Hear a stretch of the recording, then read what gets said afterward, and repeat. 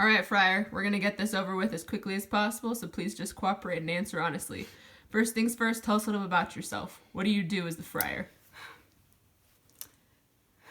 I worship our Heavenly Father and our Lord Jesus Christ, and I usually run the confession booth down at the church. Any other hobbies, pastimes? Oh, yes. I love gardening. So fun. Interesting. And I often read the Bible. Quite often. Yes. As a good friar should. Now, tell me, how did you know one Romeo of the House of Montague? Romeo. He came to me often for confession and for advice.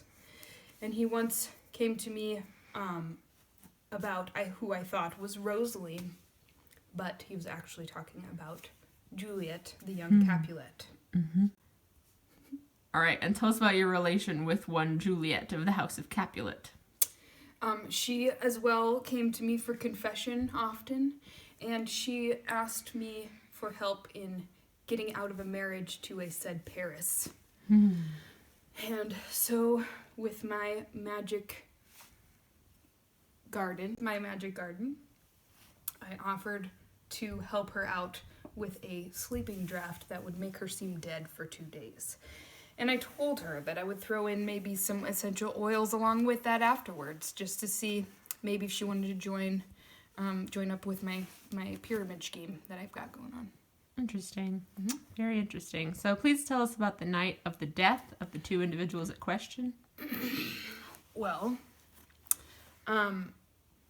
Friar John was supposed to deliver the message to Romeo that Juliet was going to be essentially dead for 2 days, and he was supposed to pick her body and take it to Mantua. From there, they were going to rendezvous and live happily ever after. Well, Friar John could not get into Mantua because they thought that he had the plague. The COVID, huh? The COVID. Thought that he had the COVID. That'll get you. Yeah. So, when this message failed to be delivered, what happened? Well, Romeo heard of Juliet's death, which he actually thought she was dead, so he came to her tomb and met Paris, and unfortunately, I walked in after he had killed Paris, and Paris's blood was everywhere, all over the tomb, and he was trying to wake up Juliet. And somehow he got a hold of an illegal poison and killed himself with it. And then Juliet woke up and killed herself with his knife. And then I walked in. Interesting. All right, Friar Lawrence, last question. Do you feel like you played any role in their deaths? Is any of this attributable to you? The only role that I would say I play is their ability to see God again. I've obviously helped them with their confessions and their ability to, feel like they can meet with him again. I have no other involvement in their deaths whatsoever. Interesting. All right. Thank you for your time. You're welcome. Have a good afternoon. Mm-hmm. All right. Before we get into the case, tell us a little bit about yourself. My name's Tybalt. I'm of the House of Capulet. People call me the Prince of Cats, Juliet's cousin. I guess people could say I'm violent, but in my opinion, it's all justified. Keep talking. I don't know what else to say, I mind my own, take care of my business. Got things I need to do, so let's make this quick. Right. Okay, just again, before we start, what happened in the parking lot just now? Listen, this woman came up to me, and she had the audacity to try to talk to me without first putting on hand sanitizer and showing me that she didn't have the COVID. I'm not about to get no sickness, okay? So I said, ma'am, I don't want to get into this with you, and I tried to walk past by her. She kept trying to talk to me about being parked in some illegal space I don't want to know about, and so I simply shoved her away. All right, well then. Thank you, Tybalt. Okay. In the matter of Romeo and Juliet's death, okay, obviously it was assumed that you had died, but you were only injured, correct? 9 lives can't kill me. Okay. Perfect. So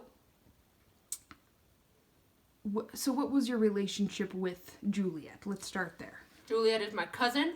Her mother is my aunt.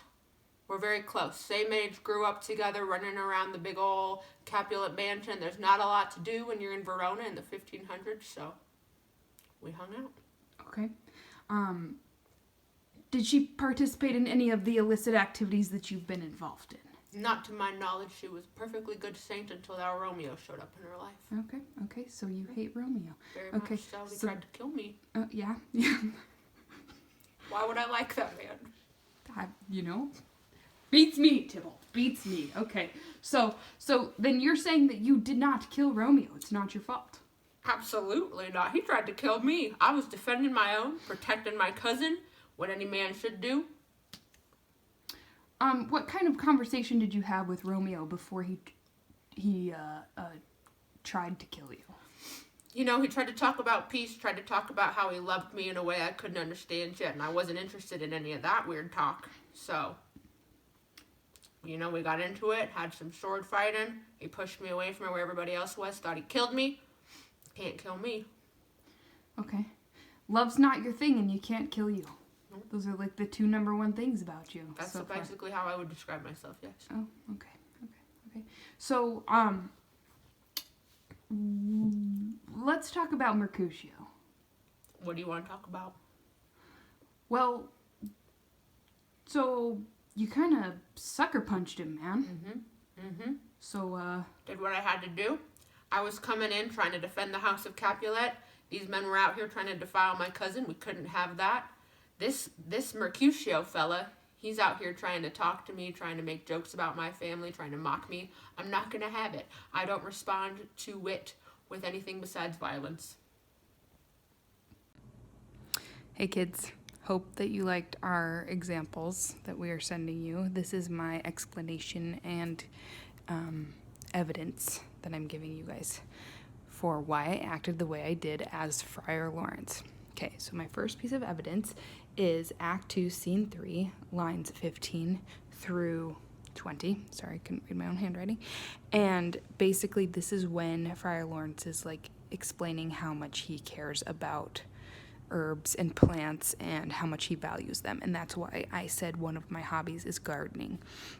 And if you remember the video that we watched at the very beginning, when we first meet Friar Lawrence, he's in a greenhouse gardening and kind of messing around with plants. So, and that's why I made that little joke about essential oils, because if he lived in today's world, he would totally be into that. So, my second piece of evidence as to why I acted the way I did as Friar Lawrence is Act 2, Scene 3, lines 65 through 79, when Romeo comes to him and is like, hey, I want to marry Juliet. And Friar Lawrence is kind of confused because he thought he was into Rosaline. And so he was kind of going off on him like, wait, what? And then later he agrees to marry Romeo and Juliet because he thinks that it will mend the feud between the Montagues and the Capulets. So he agrees. And then my third piece of evidence is in Act 5, Scene 3, line 229 through 269. And that's basically Friar Lawrence admitting that he married them. He came up with the plan for Juliet to be asleep for 2 days, or dead for 2 days. And he was supposed to deliver the message to Romeo that she was only asleep. And he didn't because Friar John could not get into the house that he was supposed to deliver that to. So there's just, basically they died because of lack of communication on Friar Lawrence's part. But Friar Lawrence also didn't have very much control over that. So those are my 3 pieces of evidence. Those are my explanations. I hope this was a good example for you. And yeah. Okay, guys, hope you enjoyed our little renditions of Friar Lawrence and Tybalt. Obviously, those were kind of spoof characterizations of those characters, but they did still demonstrate a lot of their qualities, the way that Shakespeare characterized them in the play. And so Mrs. Stott and I are going to explain to you how we chose to characterize Tybalt and Friar Lawrence based on Shakespeare's writing to demonstrate an understanding of their personalities. So I had Tybalt, he's who I was acting as, and I basically took the character of Tybalt and made him a little bit more modern, more of like a gangster kind of persona, to demonstrate his qualities of violence and aggression and pridefulness. Those are three of the main qualities that Shakespeare demonstrates of Tybalt in Romeo and Juliet. So 3 main examples from the play that I wanted to use to back up my characterization acting. So Shakespeare uses direct and indirect characterization to demonstrate Tybalt as someone who is violent, aggressive, prideful, protective. Okay, so he's protective over Juliet, he's aggressive and violent in that he's always wanting to get into fights, he's always wanting to kind of blow things out of proportion more than they need to be. Rather than have a conversation, he wants to have a sword fight about something, right? And also as someone who is really prideful, arrogant, and smug. He's always trying to prove himself as the best. That's one of the reasons he's also constantly getting in these fights. It's not just because of his violence and arrogance, it's also because he has this need to like prove himself as the greatest. Okay, so that's kind of the way that Shakespeare characterizes Tybalt in the play, and that's what I was kind of trying to demonstrate with the way that I was acting him out in our little skit. Obviously in the skit, Tybalt was alive. In the play, of course, he did die. Romeo killed him. But there's a lot of things that we learn about him before his death in the play. So one example is in Act 1, Scene 1, right away, the first scene of the play. Tybalt comes in when the servants are fighting, and the first thing he does is threaten to kill Benvolio. So that's in line 59. And he tells him, "Turn thee, Benvolio, and look upon thy death." So right away, like, Tybalt doesn't even know anything about the situation. He just jumps into the scene and threatens to kill Benvolio right away because there's fights going on, and he just has to prove himself as being the toughest fighter. He's super violent, he's super aggressive, and he wants this to get violent. He doesn't want to talk about it, he just wants to kill Benvolio. That's his first response without even knowing anything about the fight. And that's the first thing that we see of Tybalt, and Shakespeare kind of uses his language and his dialogue there to kind of demonstrate Tybalt as being this kind of violent, aggressive person. That's the direct characterization that Shakespeare is using there. So then later in the play, in Act 2, Scene 4, Tybalt challenges Romeo to a duel, which is also really aggressive. So that's when he sends the letter, and he wants to fight Romeo purely because he was seen with Juliet. So one, this shows Tybalt's protectiveness over Juliet. Just because he saw Romeo with her, he automatically wants to fight Romeo. This is like automatic grounds for a sword fight, for a duel, probably to the death, just because he saw him with his cousin. So this shows Tybalt's really overprotective nature, and again, it shows his aggression, it shows his need to fight. And then Mercutio goes on to describe him, and this is when we get a lot more indirect characterization, is when Mercutio has this really long monologue describing who Tybalt is and why everyone should be afraid of him and how Romeo doesn't stand a chance against him. So that's in Act 2, Scene 4. It's lines 20 through 27. And Romeo says that he is more than a prince of cats, which would mean like he's unkillable because cats have 9 lives and he has more than that. Like he's really, really tough, really, really aggressive. He's really hard to kill. He's the courageous captain of compliments. He fights as you prick song, keeps time, distance, and proportion. The duelist, a gentleman of the very first house. So basically, Mercutio there tells us a lot about Tybalt in that he's a really, really skilled sword fighter, and he's really, really violent. He's good at sword fighting. He's good at killing, basically, is what Mercutio is getting at with this description of Tybalt. So right away, we understand that everyone else is afraid of him. We understand he's really, really tough, really scary, really feared in Verona. Even by the best sword fighters like Benvolio and Mercutio, Tybalt is still really revered and really respected. But not because of good things he's done. He's kind of has that reputation because of all the deaths he's caused and because of his violent and arrogant streaks. So then, through those lines, Shakespeare just kind of further demonstrates Tybalt as being a really aggressive, really violent person, as being someone who is really arrogant, someone who thinks very highly of themselves. He thinks of himself as the prince of cats or as undefeatable, unkillable. This is the image that Tybalt has of himself that other people also buy into. Okay, so then finally, the last time we see Tybalt, just before his death, in Act 3, Scene 1, when he's talking to Mercutio and when he's talking to Romeo, all he's doing is challenging them verbally. He's trying to prove himself as the toughest. He's trying to defend his house. He has a lot of pride that is demonstrated through his dialogue here. He's trying to prove that he can kill any of them. that the Capulet house isn't one to be messed with, that he's the best of them all. We see his pride a ton in this situation, and through his pride, we also see his arrogance and his smugness, and it doesn't work out for him in the end. Obviously, Romeo ends up killing him because probably Tybalt has this fatal flaw where he can't see his own errors, and so it ends up causing his downfall. So Act 3, Scene 1 in line 33, he refuses to listen to Romeo when Romeo is trying to talk about peace and trying to talk about love and how they need to be family. Tybalt absolutely doesn't want to hear it. He's not interested in any kind of like relationship, like any kind of family relationship with Romeo. He thinks that that's just terrible to talk about. He doesn't want to talk about it. The only thing that he should be talking about is violence. So we see Tybalt's arrogance and kind of his aggression there again. And then in lines 38 through 40, he tells Romeo that he's a villain. That's the only perspective that he's going to have of Romeo, is that he's this villainous person. He absolutely refuses to get into it with him because he's such a villain.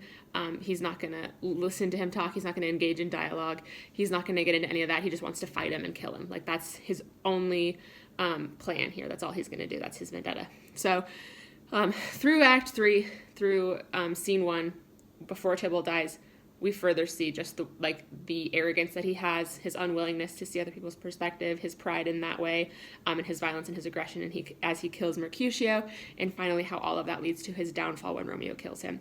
So that's a little bit about Tybalt and the way that Shakespeare characterizes him through dialogue, through other people's description of him, throughout the first three acts of Romeo and Juliet. And then also I tried to demonstrate that through, even though it was kind of a silly spoof of Tybalt, I tried to demonstrate those qualities through my acting as him. So that's what we want you guys to do with this project, is to act like one of the characters, whether it's in a spoofy way, the way that we did, or in a more serious way where you're taking on their language and their dialogue.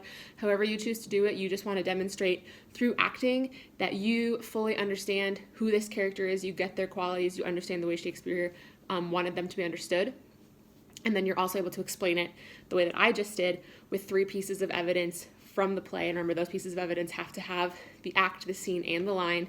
Again, if you go on to Know Fear Shakespeare, it has all of the line numbers listed, so it's really easy to figure that out.